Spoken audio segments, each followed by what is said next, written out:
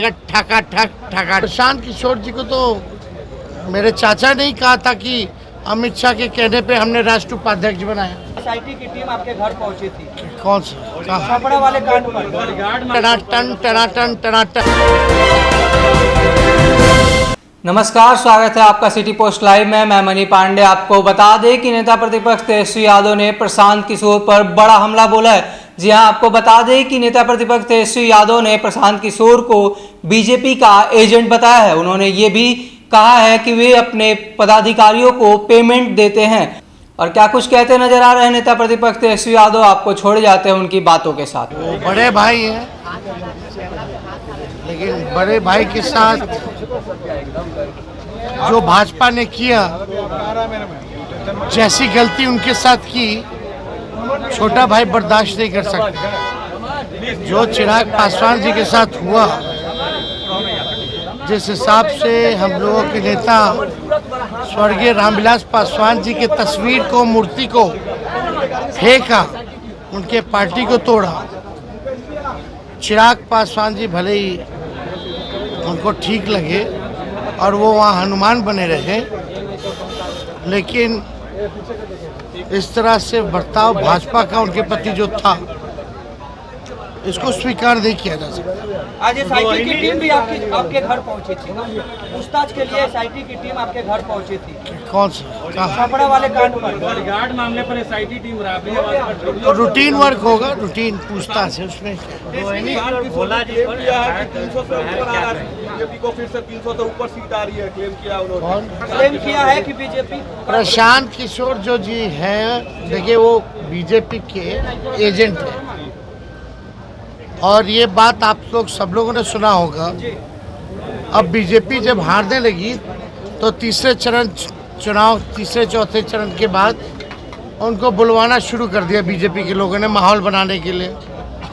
और प्रशांत किशोर जी को तो मेरे चाचा ने ही कहा था कि अमित शाह के कहने पे हमने राष्ट्रीय उपाध्यक्ष बनाया, और आज तक उसका खंडन ना ही अमित शाह ने किया है, ना ही प्रशांत किशोर जी ने किया है।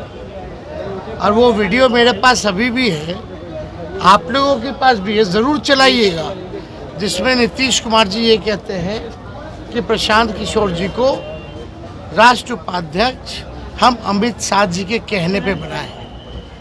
तो ये तो शुरू से ही बीजेपी के रहे हैं, और भैया जो इनके साथ काम करेगा, जो पार्टी, वो बर्बाद हो जाएगी। वो हम जानते हैं ना। आप देखे होंगे, अभी यात्रा घूम रहे थे, वो अपने तो जिला अध्यक्ष को सैलरी पे रखते हैं। विश्व की सबसे अमीर पार्टी भी शायद भाजपा भी नहीं रखती होगी अपने जिला अध्यक्ष को सैलरी पे, ना गाड़ी देती होगी, लेकिन ये करते हैं। पता नहीं पैसा कहाँ से आता है इनके पास।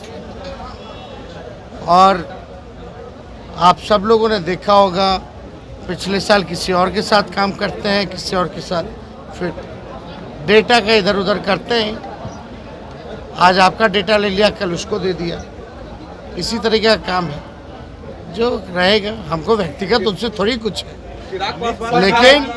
लेकिन आपको समझना पड़ेगा, प्रशांत किशोर जी एकदम बीजेपी एजेंट ने, एकदम बीजेपी माइंड के आदमी है।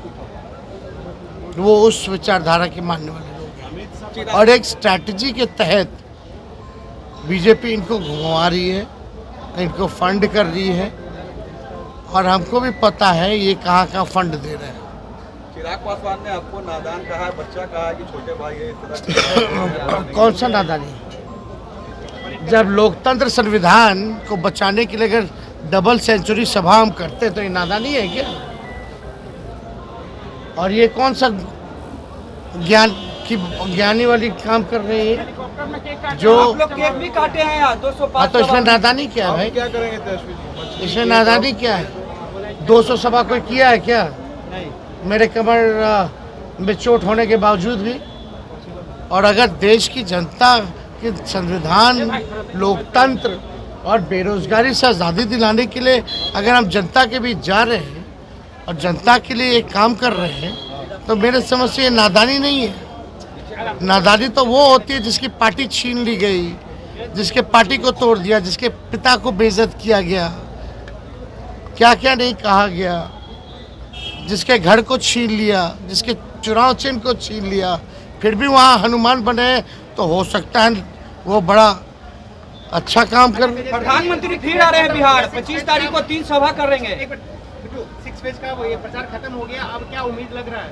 हम तो पहले वो तो खत्म हो चुके हो, तो 400 पार कर लिए, तो क्या कूद कूद के बिहार आ रहे हैं। आज अमित शाह जी रात में रुक रहे हैं, फिर प्रधानमंत्री आ रहे हैं, हर 2 दिन बाद प्रधानमंत्री आ रहे हैं, 2-3 सभा करे काहे ला? क्यों? क्योंकि उनको फीडबैक अच्छा नहीं जा रहा बिहार से, उसलिए पूरी जोर लगा रहे हैं। अब प्रधानमंत्री पर आरोप बात- लगाए कि रात में वो पता है किस किस से मिलते हैं, हमें पता है। हाँ, तो क्यों नहीं पता है? गवर्नर हाउस में किनको बुलाया जाता है, किनको क्या निर्देश दिए जाते हैं। भाई हम भी तो सिस्टम में रहे ना, हम लोग भी 15 साल शासन, हमारे माता पिता मुख्यमंत्री रहे, हम उप मुख्यमंत्री रहे, तो हम भी सिस्टम में रहे, हम भी जानते हैं ना कि वहाँ गवर्नर हाउस में रात में क्या खेल हो रहा है। ये सब लोग जानते एक हैं, आपने किसी ट्वीट छुपा किया नहीं। था, तुम मुझे खून दो, मैं आज़ादी दूंगा, और अब तुम मुझे वोट दो, मैं तुम्हें रोजगार दूंगा। ये मतलब क्या, मतलब नया स्लोगन आपने? एकदम, क्यों नहीं।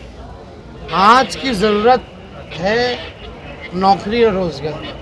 पढ़ लिख के भी नौजवान जो है वो भटक रहे हैं, उनको कोई काम नहीं है। सरकारी पदे जो ऑलरेडी हैं वो उसको भरा नहीं गया है, खाली है। पूरे भारत में 30 लाख नौकरी तो 1 सेकंड में दे सकते हो, पदे खाली है। 70 लाख का आप सृजन कर सकते हैं, हो सकता है।